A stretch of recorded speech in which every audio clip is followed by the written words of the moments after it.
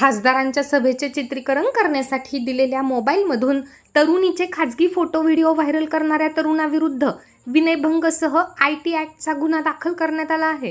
निकेश उर्फ राज पाटील असे त्या तरुणाचे नाव आहे। 26 नोव्हेंबर 2025 रोजी अमळनेर येथे स्वामीनारायण मंदिरासमोर खासदार श्रीकांत शिंदे यांची सभा होती। यावेळी एका तरुणीने आपला मोबाईल निकेश उर्फ राज पाटील याला चित्रीकरणासाठी दिला होता। त्यामुळे त्याला मोबाईलचा पासवर्ड देखील देण्यात आला होता। त्यावेळी त्याने तरुणींच्या मोबाईलमधील खासगी व्हिडिओचे स्वतःच्या मोबाईलमध्ये चित्रीकरण करून घेतले। जानेवारी महिन्यात अविनाश चौधरी याने तरुणीला सांगितले की तुझा एक व्हिडिओ व्हायरल होत आहे। त्यावेळी तरुणीने कोणते व्हिडिओ असल्याचे विचारून खात्री केली असता तिच्या मोबाईलमधील गॅलरीमधील व्हिडिओ एक तरुणाने केल्याचे सांगितले। सभेच्या फोटोंवरून निकेश उर्फ राजचा शोध घेऊन त्याच्या मोबाईलमधून व्हिडिओ डिलीट केले। घाबरून तरुणीने आपल्या आई वडिलांना सांगितले नाही। मात्र 16 मे रोजी पुन्हा तो व्हिडिओ निलेश भांडारकर यांच्या मोबाईलमध्ये आल्यानंतर त्यांनी पीडितेच्या वडिलांना बोलावून सदरची घटना सांगितली। त्यावेळी पीडितेची खात्री झाली की तो व्हिडिओ निकेश उर्फ राज पाटील यानेच केले आहेत। पीडितेने अमळनेर पोलीस स्टेशनला फिर्याद दिल्यावरून निकेश उर्फ राज पाटील याच्या विरुद्ध भारतीय न्यायसंहितासह आयटी कायद्याप्रमाणे गुन्हा दाखल करण्यात आला असून तपास स्वतः पोलीस निरीक्षक दत्तात्रय निकम करीत आहेत। दरम्यान या प्रकरणात काही नावे समोर आली असून लवकरच आरोपी आणि व्हिडिओ व्हायरल करणाऱ्यांना अटक करण्यात येईल व गय न करता कठोर कारवाई केली जाईल असे पोलीस निरीक्षक दत्तात्रय निकम यांनी म्हटले आहे।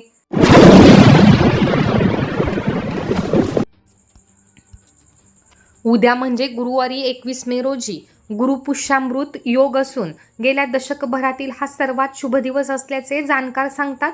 म्हणूनच 21 मे रोजी मुहूर्ताच्या सोने खरेदीसाठी ग्राहकांनी हा मुहूर्त चुकवू नये असे आवाहन पारस गोल्ड सुवर्ण पेढीचे संचालक विनोद थोरात आणि संदीप थोरात यांनी केले आहे।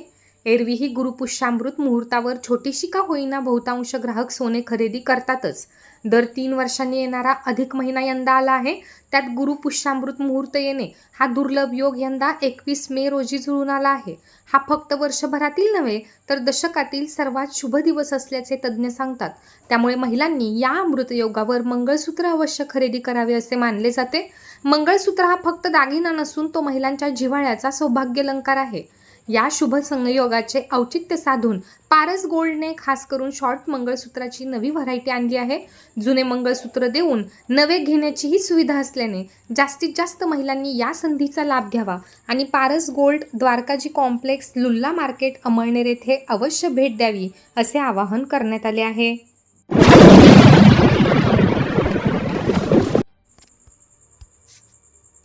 एकीकडे अमळनेर तालुक्यात भूजल पातळी खाली जात असून टँकर आणि विहीर अधिग्रहणाचे प्रस्ताव वाढत आहेत।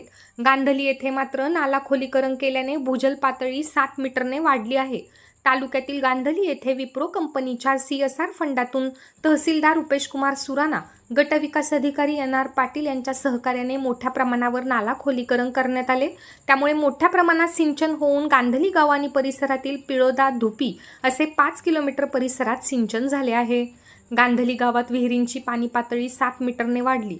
दुसरीकडे तालुक्यातील गडखांब, मांजर्डी, धुपी, दहिवद, खुर्द, जुनोने, भोरटेक, पळासदळे, पाडसे, एकरुखी, मेहेरगाव, रामेश्वर बुद्रुक आदी गावांसाठी 11 विहिरी अधिग्रहित करण्यात आल्या। तर उदयनगर, जानवे, तरवाडे आदी गावांना टँकर सुरू झाले आहेत। वरील गावांना टँकर भरण्यासाठी अमळनेर, तासखेडा, धावडे येथील विहिरी अधिग्रहित केल्या आहेत।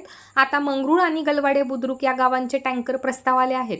तर खोकरपाट, बिलखेडा या गावांच्या विहिरी अधिग्रहितीचा प्रस्ताव आला आहे। दरम्यान धावडे येथून टँकर भरण्यासाठी लांब अंतर असल्याने वेळ, इंधन आणि पैसा जास्त लागत आहे।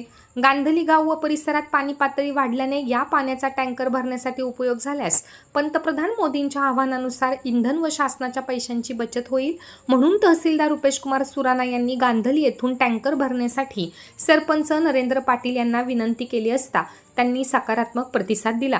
तालुक्यात 17 गावांना पाणी पुरवठा योजना पूर्ण झाल्या आहेत। फक्त वीज जोडणी नसल्याने टँकर पाठवण्याची वेळ येण्याची शक्यता आहे।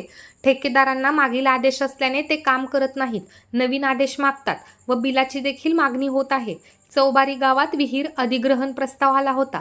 तेथील पाणी पुरवठा योजना पूर्ण झाली होती। फक्त पाईपलाईन तुटली होती, ती जोडल्यानंतर पाणी पुरवठा सुरू झाला आणि विहीर अधिग्रहण टळले।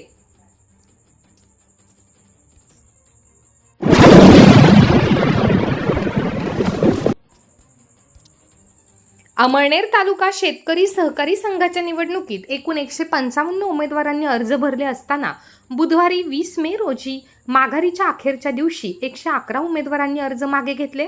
माघारी अंती चित्र स्पष्ट होऊन 15 जागांसाठी तब्बल 44 उमेदवार रिंगणात शिल्लक राहिले आहेत.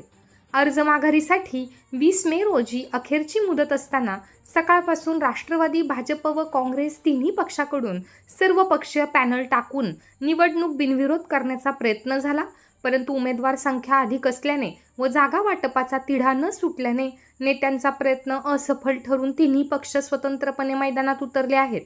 राष्ट्रवादी काँग्रेसने माजी मंत्री तथा आमदार अनिल भाईदास पाटील यांच्या नेतृत्वाखाली सहकार पॅनल रिंगणात उतरवले असून यात संपूर्ण 15 उमेदवारांचा समावेश आहे. तर भाजपाने खासदार स्मिता वाघ यांच्या नेतृत्वाखाली किसान विकास पॅनल गठीत केले असून यात 14 उमेदवार दिले आहेत. महिला राखीव गटात या पॅनलने एकच उमेदवार दिला आहे.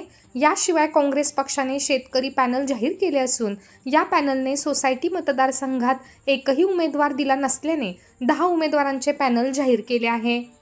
सदर निवडणुकीत वरील 3 पॅनलमध्ये लढत होईल असे चित्र स्पष्ट झाले आहे. अनेक वर्षाच्या प्रतीक्षेनंतर ही निवडणूक होत असल्याने या निवडणुकीला महत्त्व प्राप्त झाले आहे. माघारीनंतर 21 मे रोजी चिन्ह वाटप होऊन 30 मे रोजी मतदान व 31 मे रोजी मतमोजणी होऊन निकाल जाहीर होणार आहे.